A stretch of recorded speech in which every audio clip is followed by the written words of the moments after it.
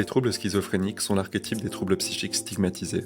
On en a tellement dénaturé le nom que les médias l'utilisent la plupart du temps pour désigner toute autre chose. Il touche environ 1% de la population, soit environ 600 000 personnes en France. Loin des clichés véhiculés dans les films d'horreur, les schizophrénies sont des troubles complexes qui peuvent revêtir de nombreuses apparences, allant des hallucinations et idées délirantes au retrait social et à la perte de plaisir, en passant par des difficultés cognitives. On est donc loin de l'image du schizophrène tueur en série. Je reçois aujourd'hui Lucille, une jeune femme souffrant de troubles schizophréniques, qui, en tant que médiatrice de Santé Pair, accompagne d'autres personnes après leur diagnostic. Elle s'engage également pour l'inclusion des personnes avec un trouble psychique, notamment avec son association La Maison Perchée. Vous écoutez Les Mots Bleus, un podcast de Place des Sciences. Bonne écoute.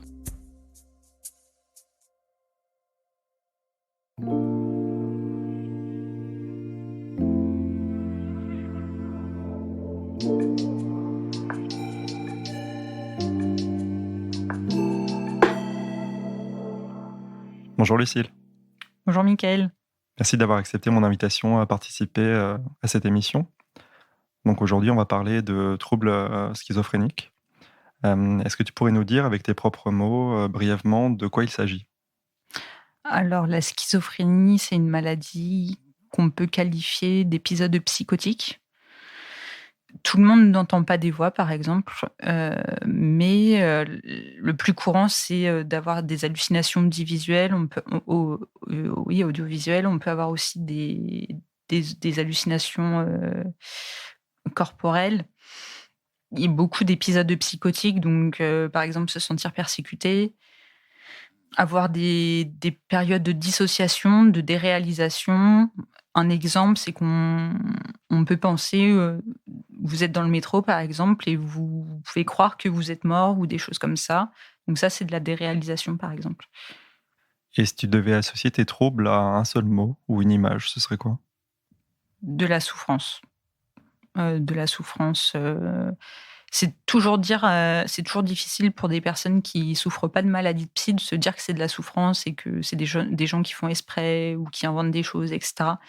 Mais quand on vit ces symptômes-là, parce qu'on parle de symptômes, c'est assez compliqué quand on n'est pas pris en charge de vivre avec toutes ces bizarreries, ces choses qu'on voit ou qu'on entend, par exemple, dans les endroits bruyants, ça peut être très difficile de rester dans un café qui est bruyant, essayer de se protéger un maximum. Et c'est une maladie qui apprend vraiment à bien se connaître pour savoir où sont nos limites, etc. Faire très attention, avoir une hygiène de vie assez bonne. Faire attention aux personnes qu'on côtoie aussi.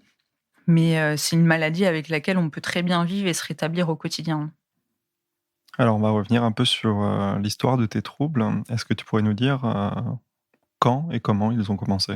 En fait, je travaillais à Dublin. J'étais commerciale pour une plateforme de réservation de location de voitures. Donc, je travaillais en call center. À l'époque, je sortais beaucoup, donc je consommais pas mal de toxiques.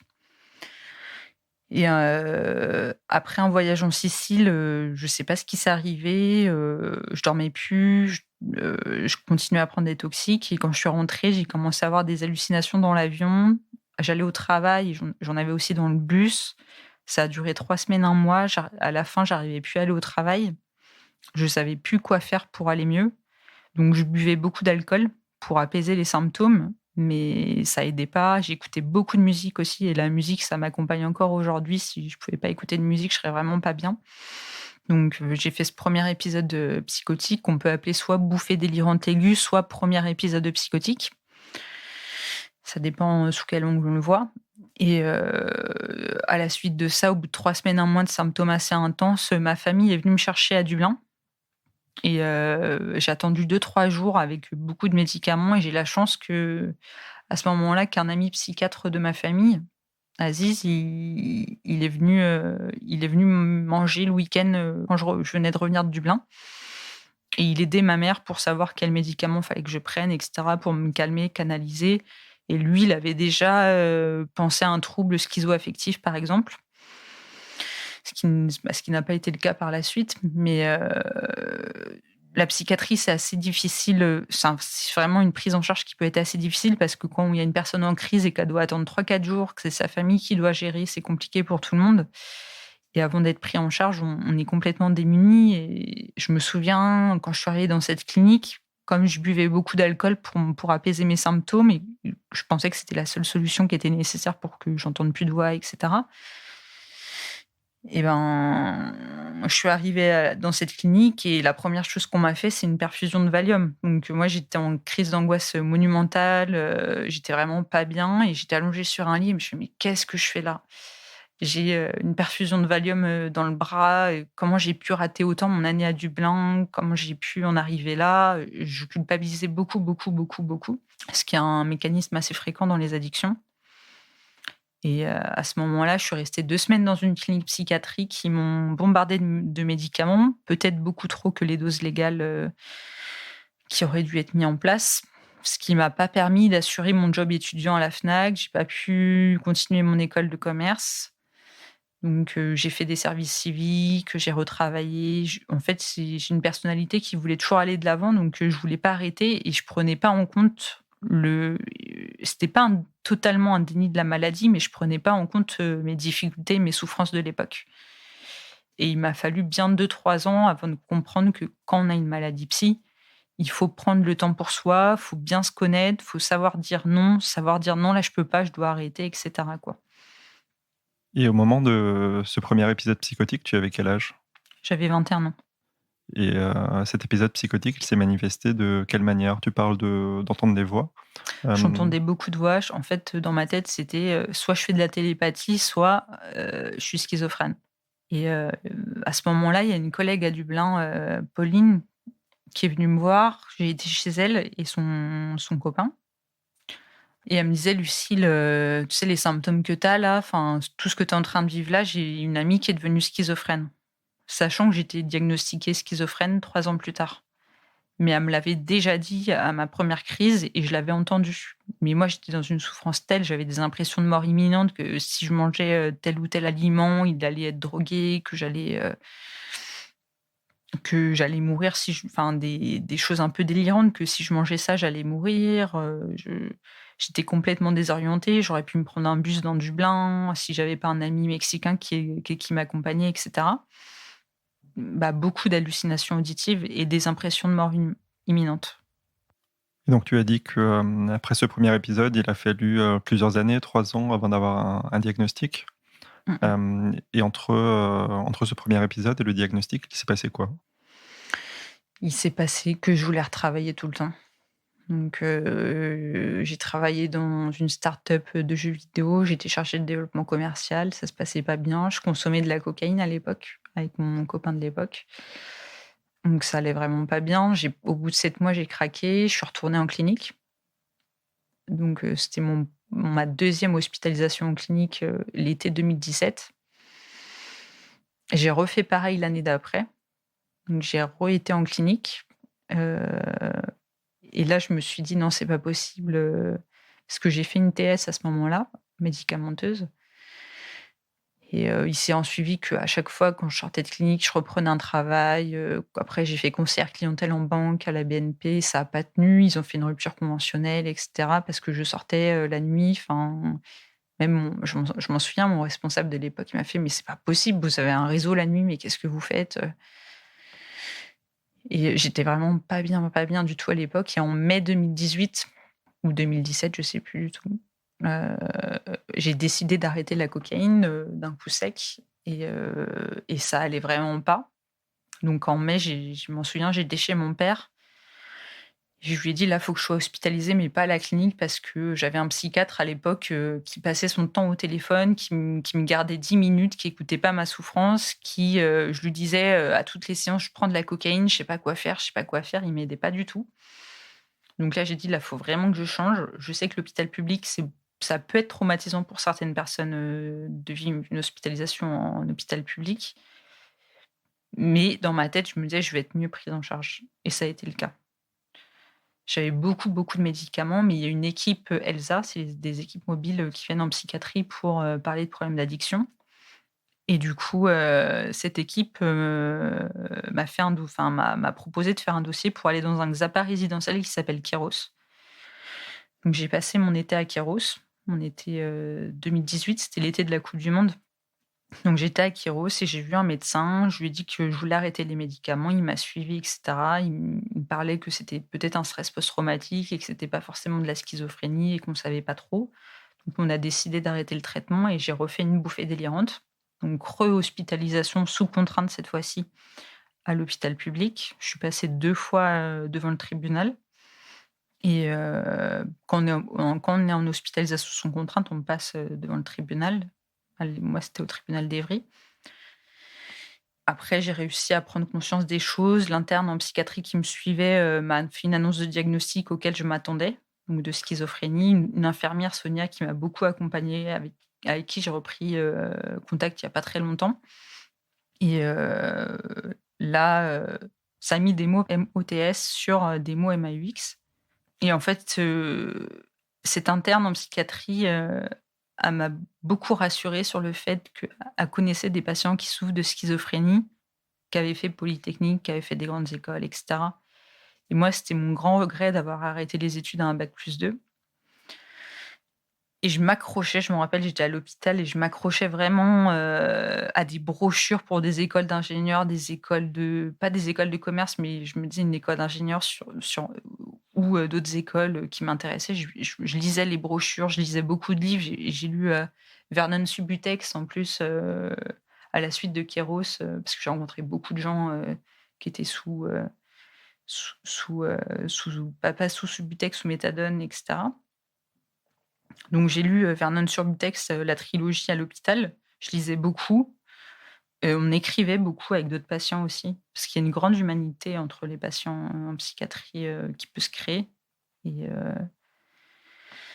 à ce moment-là, je sais qu'il peut se passer des choses belles après, même si je suis malade, ça va être dur, mais je sais que je pourrais avancer. Peut-être ça mettra plus de temps que pour quelqu'un d'autre, mais je pourrais avancer et cette psychiatre m'a aidée là-dessus, mon infirmière aussi.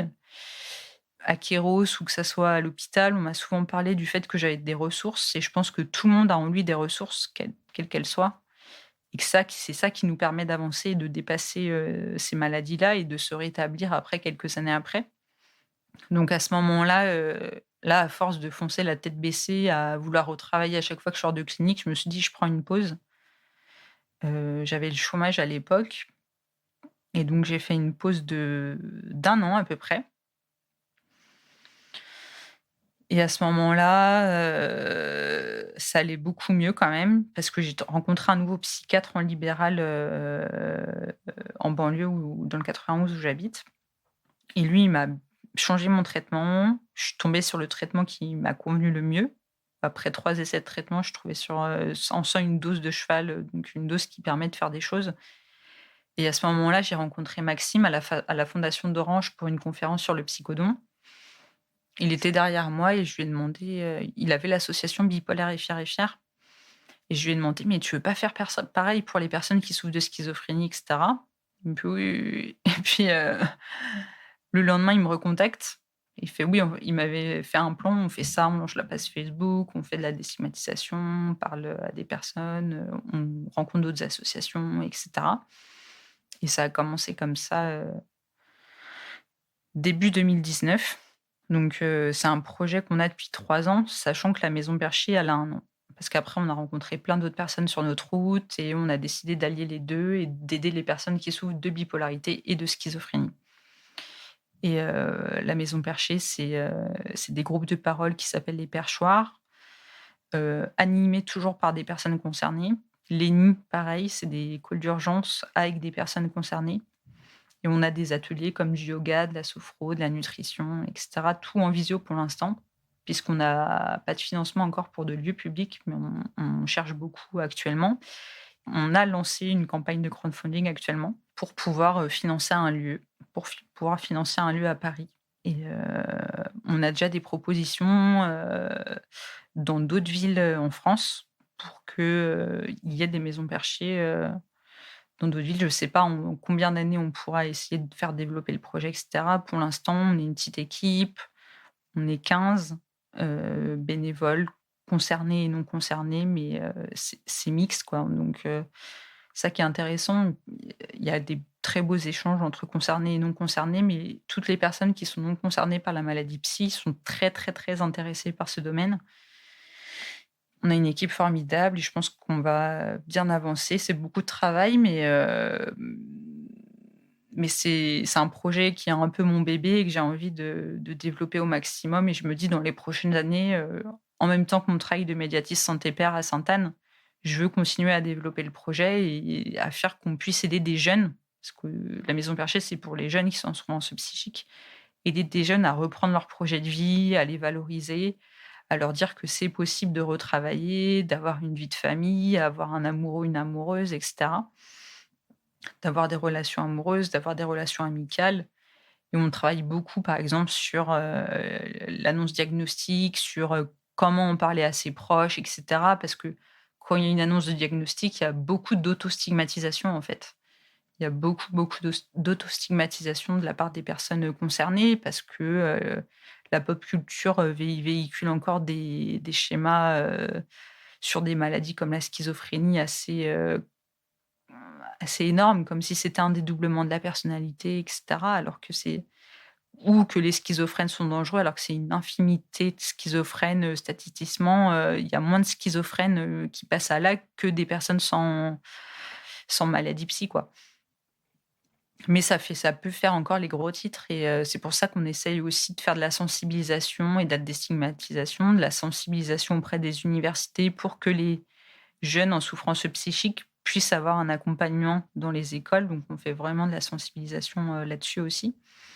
Dans les entreprises aussi, on va développer une offre entreprise, pour justement parler des problèmes psychiques en entreprise et il y a vraiment beaucoup, beaucoup, beaucoup de choses à faire en psychiatrie que, par exemple, l'hôpital public ne peut pas faire encore aujourd'hui, peut-être par manque de moyens, manque de moyens, manque de financement et qu'il y a vraiment encore beaucoup, beaucoup de choses à faire et qu'on n'est pas assez, et que c'est compliqué, mais c'est vraiment un but de la Maison Perchée d'aider ça et on n'a pas l'ambition de changer la psychiatrie, mais au moins on voudrait améliorer les choses.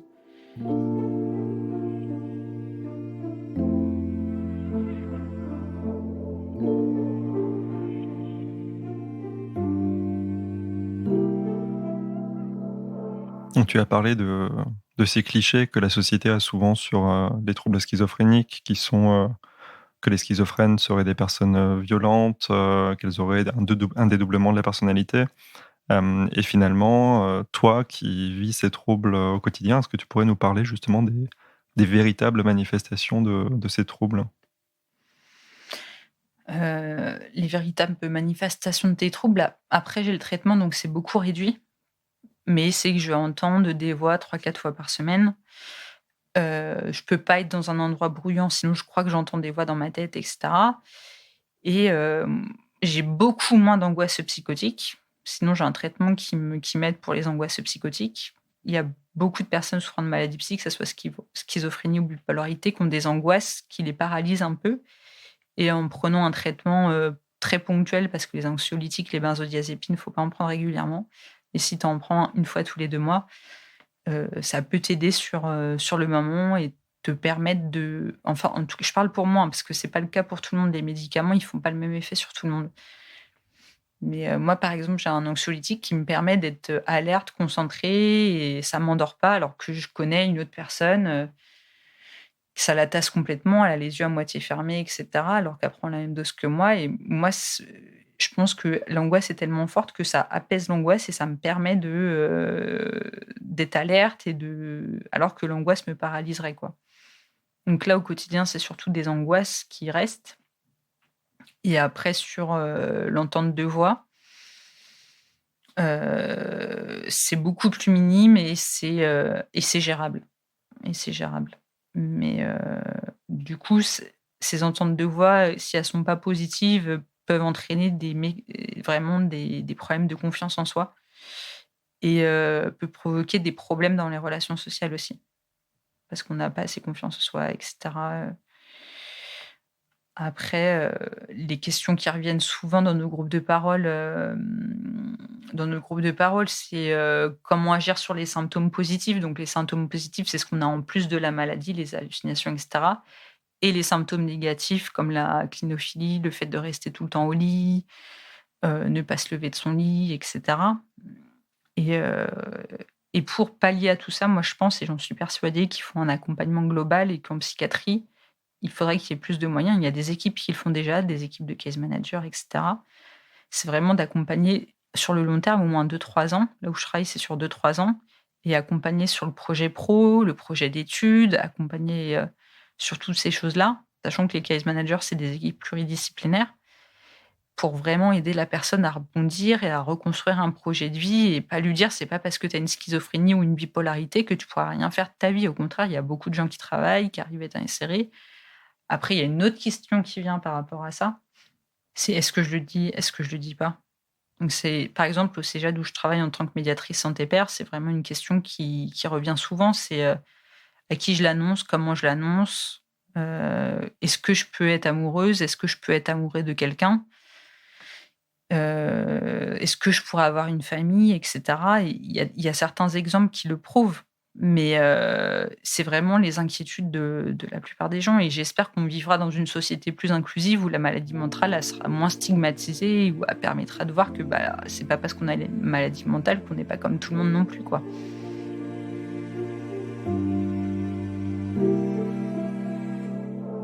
La psychiatrie, c'est un peu un combat pour moi depuis que je suis enfant, en fait. À l'époque, moi, je me renseignais beaucoup sur les maladies psychiques puisque mon père est bipolaire. Et qu'il a eu des traitements très, très lourds, mais il a toujours travaillé, mais il a eu des traitements très, très lourds. Ce qui fait qu'il avait du mal mes parents sont divorcés, mais il nous voyait un week-end sur 2. Il avait du mal à s'occuper de nous, en fait. Donc on était chez nos grands-parents et cetera. Il dormait beaucoup. J'ai vécu des mini traumas ou des traumas, oui, on peut dire ça comme ça, à la maladie de mon père quand il a fait ses bouffées délirantes. J'étais en maternelle. Ma mère a tout fait pour me protéger. J'étais une enfant très anxieuse. J'ai fait un peu de dépression à 8 ans aussi, en cours, mais ça se voyait pas trop. Ma mère travaillait beaucoup, donc on se levait très tôt et cetera et je faisais de grosses crises d'angoisse au collège aussi. Il y a eu ces signes-là. Après au lycée, enfin pour moi, c'était une période merveilleuse donc j'ai pas mais j'ai commencé à beaucoup boire en soirée comme beaucoup de jeunes, mais je fumais pas de cannabis ou de bœuf parce que j'ai jamais aimé ça et que mon père m'avait dit: «Faut pas en prendre du tout, ça peut te déclencher une maladie psy» et puis à 21 ans, j'ai atterri à Dublin. Là, j'ai consommé beaucoup plus et j'ai commencé avant de faire mon premier épisode psychotique, j'ai commencé à entendre des voix 6 mois avant. 6 mois avant et je pensais que ça allait passer. Dans ma tête, je l'occultais complètement. Je me disais: «Ça va passer». Sauf que c'est pas passé et que pendant 3 semaines, un mois, j'avais des voix dans ma tête, plusieurs voix dans ma tête pendant 3 semaines, un mois non-stop, quoi. Mais j'ai des amis à Dublin qui ont voulu m'aider sur les addictions et que j'écoutais pas. J'avais 21 ans, j'étais trop jeune, j'étais dans mon délire, voilà.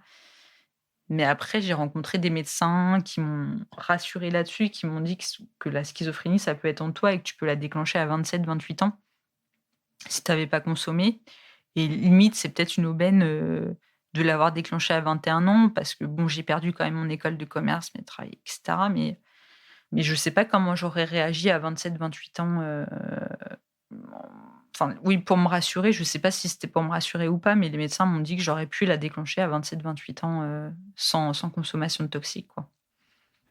Et à l'heure actuelle, tu bénéficies de quel type de prise en charge justement, toi qui parles d'une prise en charge, globale? Moi, je l'ai pas eu cette prise en charge globale. Je l'ai fait toute seule.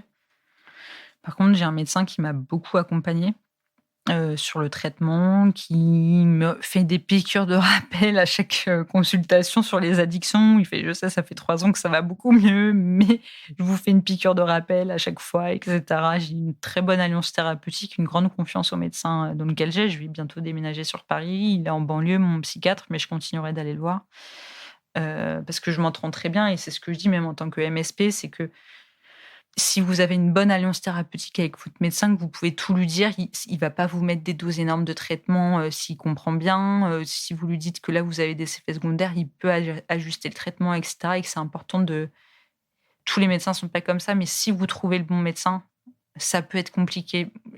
J'ai pas forcément quand on me demande des fois des adresses de psychiatres, j'ai pas forcément parce qu'il y a une pénurie de psychiatres en France qui est assez énorme.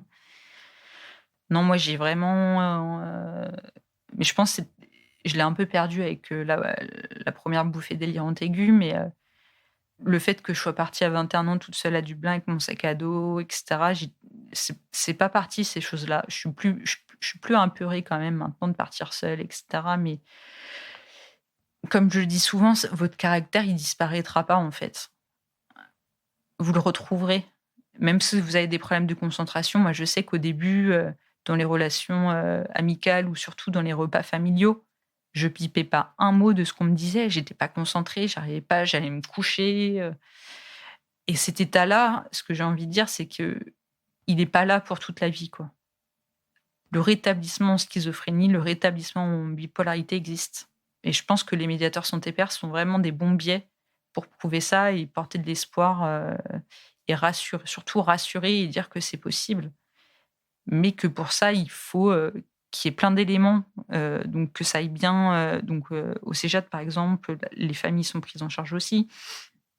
Il y a des groupes d'éducation thérapeutique, iCare, YouCare, il y a ProFamille, pour les familles. Pour que la personne elle ait plus d'insight, qu'elle comprenne mieux ses symptômes. À partir du moment où la personne comprend mieux ses symptômes et qu'elle intègre le diagnostic, elle aura moins de mal à adhérer au traitement, adhérer aussi à des choses, comme prendre soin d'elle, faire du sport, avoir une hygiène de vie, assez convenable. Mais c'est sans pour en dire qu'elle pourra plus avoir de vie sociale. On va pas dire: «Non, tu peux plus jamais te boire de bière, tu peux boire une bière de temps en temps avec tes amis» et cetera. D'avoir une vie comme tout le monde. Mais si tu as besoin de te protéger des lieux où il y a du bruit et cetera, bah, fais-le parce que tu en as besoin, et Victoria, la cofondatrice de la Maison Perchée, avec Caroline et Maxime, elle a écrit un article dans Hugo Basquerica sur l'inclusion justement en 2020-2030, et qu'elle parlait que, dans cet article, elle parlait que les relations amoureuses, pourront se faire sans qu'il y ait une stigmatisation, des maladies psy. Parce qu'à un premier rendez-vous amoureux, on va pas dire: «Ah bah, je souffre de schizophrénie, je souffre de bipolarité», ça peut il y a tellement une méconnaissance des troubles psy aujourd'hui en France que c'est compliqué pour ces personnes-là, comme croire qu'un schizophrène est fou dangereux, qu'il a une double personnalité. Je l'avais entendu de ma prof de français en seconde et ça m'avait marqué. Donc c'est peut-être pour ça aujourd'hui que j'ai créé l'association avec d'autres personnes, qu'aujourd'hui, le travail de médiateur santé pair à Sainte-Anne au CEJAD, me plaît énormément parce que ça me rassure de voir qu'au CEJAD, on accompagne des personnes de façon globale, que je peux accompagner quelqu'un à un service d'orientation pour qu'il soit mieux pris en charge dans son université et qu'il puisse, aspirer à ses projets de vie. Il veut absolument faire, une double licence, et bien sûr qu'on le suivra sur ce point-là et cetera, en trouvant des plans B si ça va pas et cetera. Mais moi, j'ai une approche dans mon métier, c'est si la personne elle a envie de faire quelque chose, on l'accompagne. Si on voit qu'elle est trop en échec, on trouve des alternatives. Mais tout en y allant step by step, quoi, essayer de rassurer, de dire, «Tu peux pas faire tout d'un coup, il faut y aller doucement. Si tu veux faire une thèse, par exemple, peut-être, mettre plus d'années que quelqu'un d'autre» ou des choses comme ça, quoi. Donc tu l'as dit, tes symptômes ont eu une, répercussion sur ton parcours professionnel, sur ton parcours, universitaire, et sur le plan social, au niveau amical, au niveau relationnel, au niveau familial. Est-ce qu'il y a aussi des répercussions qui ont été présentes? Bien sûr, les 3/4 de mes amis sont restés très proches de moi. J'ai des amis de lycée qui, quand ont vu les vidéos que j'ai faites sur Combini ou Brut, l'ont très mal pris. Je me dis: «Mais qu'est-ce qu'elle devient Lucile?» Enfin, bref. Moi, j'ai pas voulu rentrer là-dedans parce que c'est pour moi un manque d'ouverture d'esprit, et qui coupe les ponts comme ça, par rapport à ce qui m'est arrivé, ça m'a fait du mal, mais en même temps, je me suis dit: «C'est des personnes qui n'en valaient pas forcément la peine», parce que moi, j'ai été là pour elles à des moments donnés. Donc je me suis dit: «Non», j'étais entourée de la plupart d'amis bienveillants et assez ouverts d'esprit. Et aujourd'hui, j'ai rencontré des personnes formidables. Donc je pense aussi, qu'il faut choisir ses amis et qu'il y a des moments, même si c'est des amis de longue date, qui nous tournent le dos, c'est que, bah, c'était pas des vrais amis, quoi. Si pendant les périodes difficiles que tu traverses, ça peuvent pas t'aider, c'est que enfin pour moi, c'est pas normal, c'est pas quelque chose que je conçois dans mes valeurs. Du coup, j'ai laissé traîner le truc et bah, tant pis, maintenant c'est comme ça, quoi. Mais ça peut faire mal, donc c'est pour ça que accompagner les personnes, si en psychiatrie, on peut accompagner les personnes sur l'annonce de diagnostic déjà qu'eux, ont par le médecin, mais si on peut les accompagner sur comment annoncer leur diagnostic à des proches, que ça soit familial ou amicaux, c'est très important et c'est très rare qu'en psychiatrie, les gens fassent ça.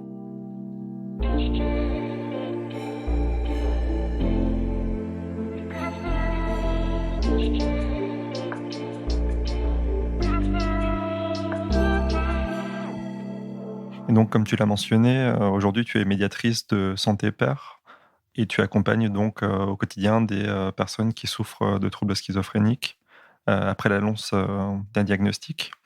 Et donc là, la question est tout à fait adaptée, je pense, à ton cas. C'est, eh bien, quels conseils est-ce que tu peux donner à ces personnes finalement? Pas mal de conseils, surtout les rassurer, leur dire qu'une maladie psy, c'est un peu comme on a une jambe cassée, qu'on a un plâtre pendant 6 mois et qu'après on l'enlève, on peut remarcher normalement. Et une maladie psy, dans notre tête, on se dit: «Bah non, je vais être guéri dans 3 semaines, rétabli dans 3 semaines, c'est bon, je suis sorti de l'hôpital, ça va mieux, j'ai plus rien». Sauf que c'est comme si on avait un plâtre, qu'on avait un plâtre, au cerveau, mais il faut prendre en compte qu'il y a un moment de convalescence après les crises. Et qu'il faut vraiment y aller step by step, reconstruire un projet de façon, à se ménager, trouver des solutions, apprendre à très bien se connaître. Les gros conseils, c'est tu seras l'expert de ta maladie, donc c'est toi qui te connaîtras le mieux et tu sauras quel travail tu peux faire, quelles études tu peux faire, où tu pourras aller, sans forcément viser trop haut ou aussi des fois en visant trop bas, donc trouver l'entre-deux. Et moi, j'ai envie de leur dire si, vous avez tel ou tel projet, j'ai envie de vous accompagner là-dessus. Tout en leur disant peut-être si c'est trop ambitieux de leur dire, peut-être là, essayer de trouver un plan B parce que ça peut être compliqué, ça fait pas trop longtemps que vous avez été diagnostiqué, que vous avez eu le début des troubles et cetera. Mais vraiment, mon rôle, je pense, le rôle de MSP, il porte beaucoup d'espoir parce que c'est une personne qui est rétablie en face de lui, qui peut avoir des moments de pas bien comme tout le monde, mais qui sait s'arrêter au moment où ça va pas bien et c'est ce que je leur dis, c'est tout le temps, c'est tu es tu es ton meilleur conseiller. Tu sais à quel moment tu peux t'arrêter, à quel moment, là, tu peux y aller et beaucoup d'entretiens individuels donc parler de tout et de rien, des fois parler de tout et de rien, mais juste, si la personne, par exemple, elle veut plus prendre de traitement, l'accompagner sur un plan de crise que moi j'appellerais plutôt plan de prévention, pour prévenir une future hospitalisation, faire de la prévention, enfin, faire de la sensibilisation dans les lycées, dans les universités, au travail. Déjà que les personnes apprennent à vivre avec leur maladie psy. Il y a les groupes d'éducation thérapeutique du patient qui aident beaucoup pour ça. Il peut y avoir de la remédiation cognitive aussi.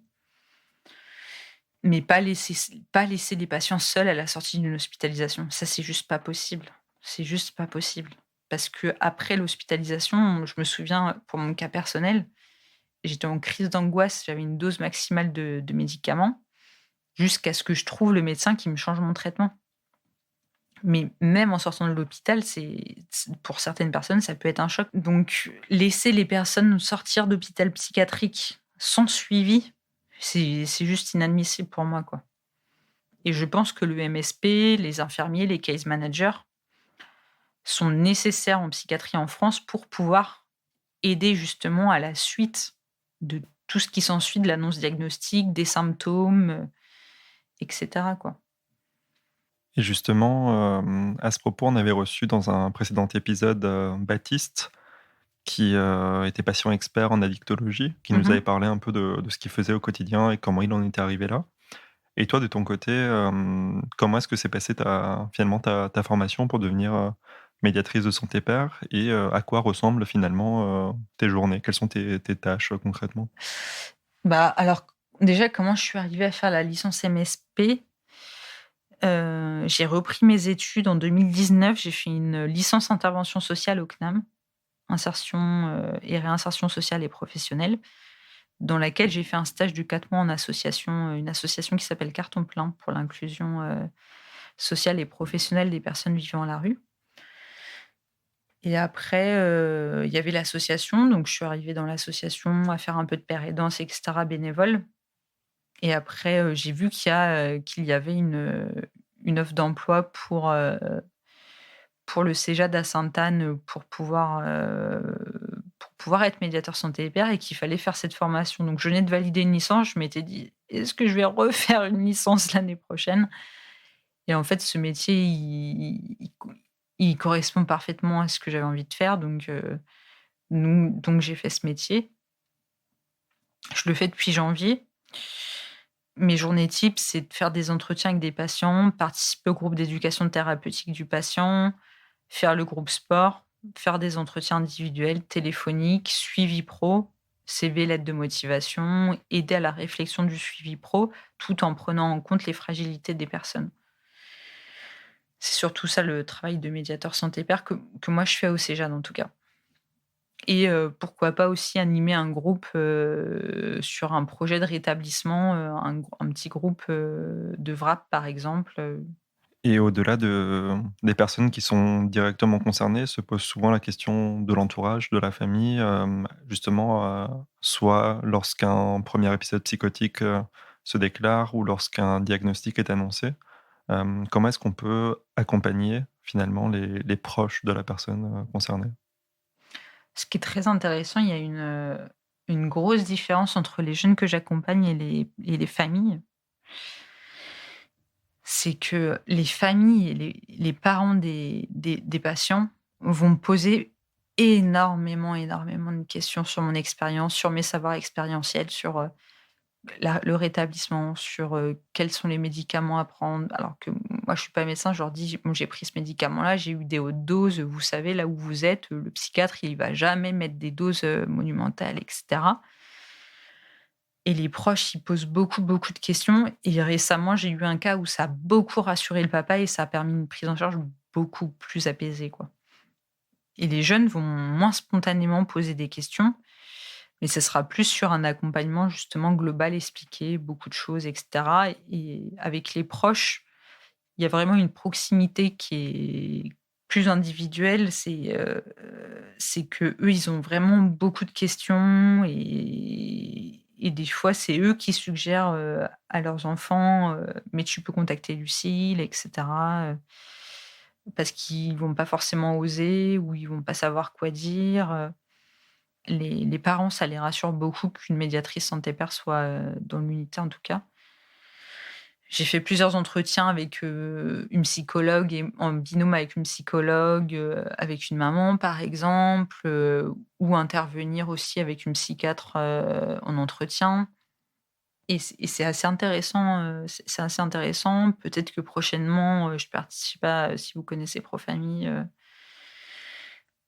participer à certaines séances de Profamille, qui est une formation pour aider les jeunes qui souffrent de schizophrénie. La famille, c'est une clé de voûte aussi du rétablissement, quoi. Si la famille, permet d'accompagner au mieux la personne qui souffre, de schizophrénie ou de bipolarité, ça peut changer beaucoup de choses. À la Maison Perchée, on va aussi ouvrir un groupe, qui s'appelle le VRAP, Wellness Recovery Action Plan. C'est un plan de rétablissement en 8 étapes. Alors ce sera des petits groupes. Pour l'instant, ça va être un groupe test de 4 personnes et ça sera, sur un mois, 4 sessions d'1 heure où on co-rédigera ensemble 1 heure, des questions sur un plan de rétablissement qui sont co-rédigées par les personnes elles-mêmes et à la fin de l'heure ou à la fin des 3/4 d'heure plutôt, pour qu'on ait le temps d'avoir les réponses de tout le monde, échanger entre tous pour que, le groupe puisse sortir des similitudes ou «Ah moi j'ai pas pensé à ça, j'aurais pu mettre ça» et cetera. Et donc on va mettre ça en place, en plus des ateliers des perchoirs et des nids, j'animerai les ateliers rap que j'ai déjà expérimenté dans un Xapa, à Kéros. Et du coup, on va mettre ça en place en juillet et on aimerait bien pérenniser les choses, recruter plus d'animateurs et cetera. Parce que la Maison Perchée, c'est vraiment une communauté. Donc c'est les gens qui participent à nos nids, à nos perchoirs. Quand ils se sentent prêts à vouloir eux-mêmes être animateurs, ils ont une formation en co-animant d'abord avec moi ou une autre personne, pendant 2 ou 3 sessions et après ils deviennent autonomes pour animer des groupes de parole, puisque c'est toujours une personne concernée qui anime, les groupes de parole ou les nids. Les nids, les appels d'urgence.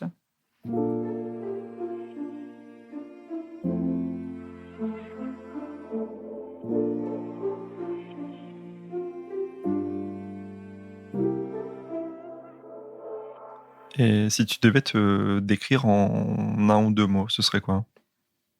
Hem, toujours aller de l'avant et l'espoir. Ces 2 moteurs dans ma vie, ça a été l'espoir et pas lâcher, aller de l'avant, malgré les difficultés qu'on peut rencontrer sur son parcours, qu'il y a toujours des solutions qui existent. Il y a toujours des solutions qui existent. Même quand on est dans une souffrance énorme et qu'on pense qu'on peut avoir des idées suicidaires, penser à la mort et cetera, il y a toujours des solutions pour apaiser la souffrance de la personne. On n'y croit pas quand on l'entend, mais ça arrive. Et c'est bien que tu parles justement, d'espoir et d'aller de l'avant puisque ma prochaine question, concerne tes projets pour les mois et les années à venir. Est-ce que tu peux nous parler un peu de comment tu envisages, l'avenir? Alors je l'envisage, les 10 prochaines années, je les envisage, avec la Maison Perchée, avec, le travail à Sainte-Anne auquel, je pourrais, intervenir. Mes missions vont évoluer, donc je pourrais intervenir à Profamille, par exemple, ce qui n'est pas encore fait. Je pourrais aussi, faire de la sensibilisation dans les lycées, ce qu'on fait déjà à la Maison Perchée, pour les universités et aussi, pourquoi pas, faire de la recherche.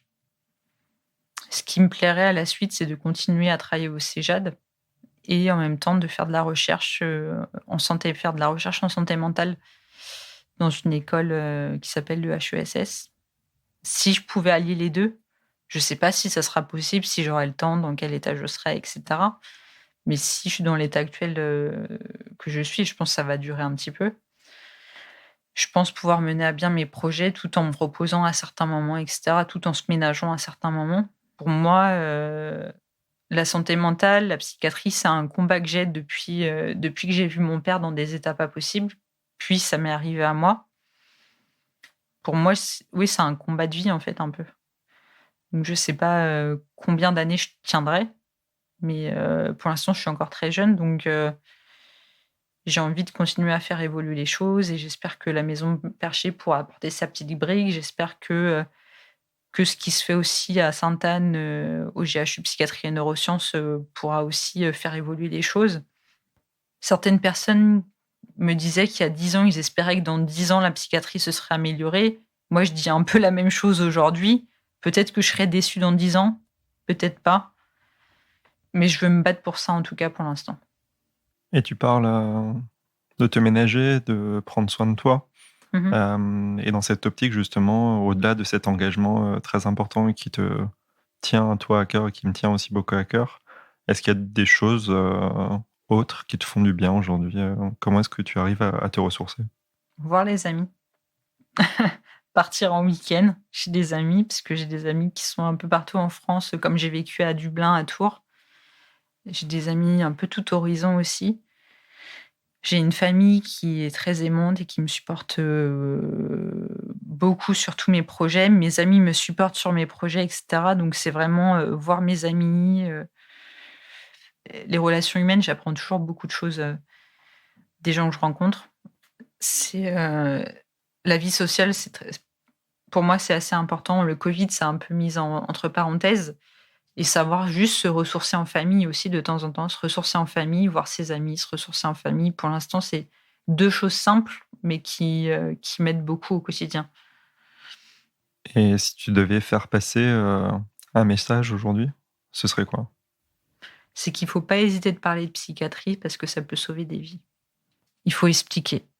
C'est 1 minute, 2 minutes, 3 minutes. En 1, 2, 3 minutes, on peut expliquer ce qu'est la schizophrénie, dire que ce n'est pas un dédoublement de la personnalité, que c'est un très faible pourcentage des personnes souffrant de schizophrénie qui font des actes malveillants, que ce pourcentage-là est plus faible que sur le reste de la population. C'est des choses qu'on répète à chaque fois, qu'on a répétées dans des médias aussi, à la Maison Perchée. Il faut faire des piqûres de rappel régulièrement parce que les gens oublient. Peut-être qu'un jour, moi je crois vraiment que les générations futures mettront tout en œuvre pour vivre dans une société beaucoup plus inclusive. Et j'ai vraiment grand espoir à la nouvelle génération. On est encore jeunes, mais les plus jeunes qui ont 10 ans de moins que nous encore, j'ai beaucoup confiance en eux aussi. Tu as parlé à plusieurs reprises de rétablissement. C'est un mot qui peut parfois paraître un peu flou pour certaines personnes. Mais selon toi, selon ton expérience personnelle, le rétablissement, ça passe par quoi?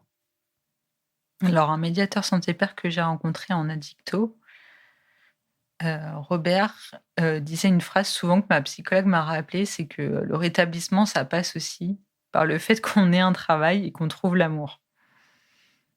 Et c'est une définition qui est assez belle et que je trouve assez pertinente aussi. Voilà. Et est-ce que tu souhaites ajouter quelque chose?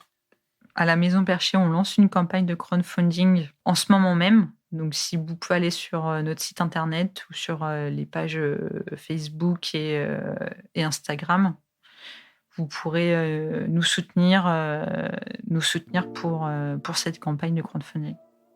Pour qu'on puisse ouvrir un lieu sur Paris, parce qu'on a une plateforme numérique, mais on voudrait aussi ouvrir un lieu sur Paris. Bien, merci Lucile d'avoir participé à cette émission. Merci pour tous tes projets qui sont très intéressants. Merci pour ton engagement aux côtés des patients dans ton accompagnement au quotidien. Et on mettra bien entendu sur notre site l'adresse de la Maison Perchée pour avoir accès à la campagne de crowdfunding pour vous permettre d'ouvrir ce lieu.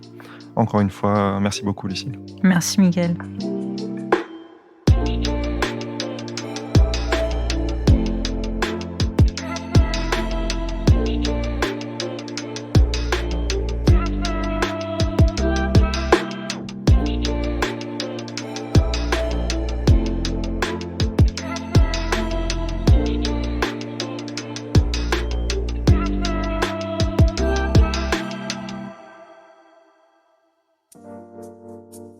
Vous venez d'écouter Les mots bleus, un podcast de Place des Sciences. La musique a été composée par Alex Rocher, les illustrations sont de Manon Combe. Si vous souhaitez partager votre expérience avec nous, vous pouvez nous écrire à podcast@placedesciences.fr. Si cet épisode vous a plu, n'oubliez pas de vous abonner et de nous laisser des étoiles sur votre plateforme d'écoute préférée. Encore une fois, si vous vous reconnaissez dans un témoignage ou ressentez un mal-être psychique et avez besoin d'en parler, n'hésitez pas à consulter un professionnel ou à vous rapprocher des associations de patients. Des ressources sont également disponibles sur notre site placedesciences.fr. Merci encore et à très bientôt.